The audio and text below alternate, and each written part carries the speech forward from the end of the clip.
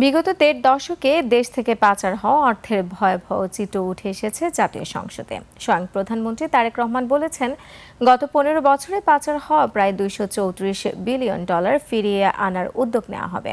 বিশ্লেষকরা বলছেন, পাচার করা অর্থ ফেরত আনা বেশ জটিল আর সময় সাপেক্ষ প্রক্রিয়া।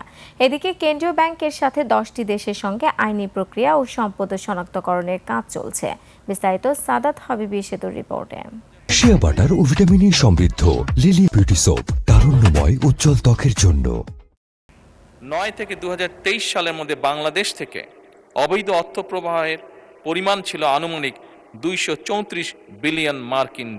সম্পদ শনাক্তকরণ এবং পারস্পরিক আইন সহায়তা জোরদার করা হচ্ছে। জাতীয় সংসদের প্রশ্নোত্তর পর্বে সংসদ নেতা ও প্রধানমন্ত্রী তারেক রহমান জানিয়েছেন, 2009 থেকে 2023 পর্যন্ত 15 বছরে আওয়ামী লীগের সময়ে দেশ থেকে প্রায় $234 বিলিয়ন পাচার হয়েছে।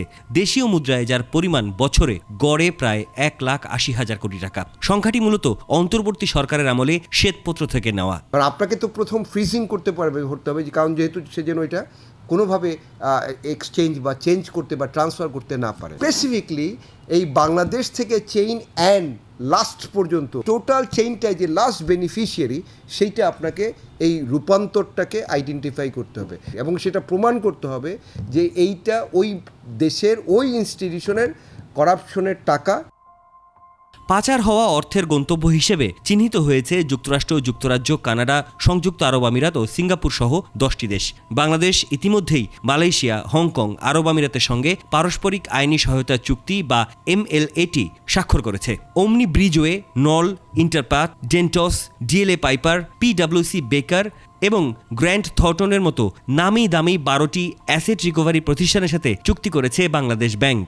আইনে তার বিরুদ্ধে মামলা দায়ের করতে হয়, সেই মামলায় সরকারকে বা রাষ্ট্রকে বিজয়ী হতে হয়। এরই জের ধরে যে সকল দেশে তারা অর্থ পাচার করেছে, সেই সকল দেশের কোর্টের মাধ্যমেও কিন্তু তার বিরুদ্ধে রায় ছিনিয়ে আনতে। বাংলাদেশের টাকা পাচার সংক্রান্ত যে মামলাগুলো আসলে পরিচালিত হয়ে আসছে, সেই মামলাগুলোর আপনার এক্সিকিউশন রেটটা হচ্ছে 2%, 1%। এদিকে বাংলাদেশের ফিনান্সিয়াল ইন্টেলিজেন্স ইউনিট BFIU ইতিমধ্যেই 2000-এর বেশি অ্যাকাউন্টকে ফ্রিজ করেছে এবং অভিযুক্ত ব্যক্তিদের যাবতীয় আর্থিক লেনদেনের তথ্য সংগ্রহ করছে। গভর্নরের সভাপতিত্বে গঠন করা হয়েছে stolen asset recovery task force. গত প্রায় 1.5 বছর ধরে এই টিম কাজ করছে। এটা তো ক্রস বর্ডার ল এর সাথে সম্পৃক্ত, এর সাথে ডিপ্লোমেসি জড়িত। সম্মিলিত একটা প্রচেষ্টা থাকে, অনলি দেন এটা পসিবল হবে, বাট পসিবল হওয়াটাও খুব ডিফিকাল্ট। ফিলিপাইন পারে নাই, ব্রাজিল পারে নাই, পৃথিবীর কোনো রাষ্ট্রই 10%-এর বেশি কিন্তু টাকা ফেরত আনতে পারে নাই। পাচারকৃত অর্থ উদ্ধারে 171টি মামলা করা হয়েছে, যার মধ্যে 6টির রায় ইতিমধ্যেই ঘোষণা হয়েছে।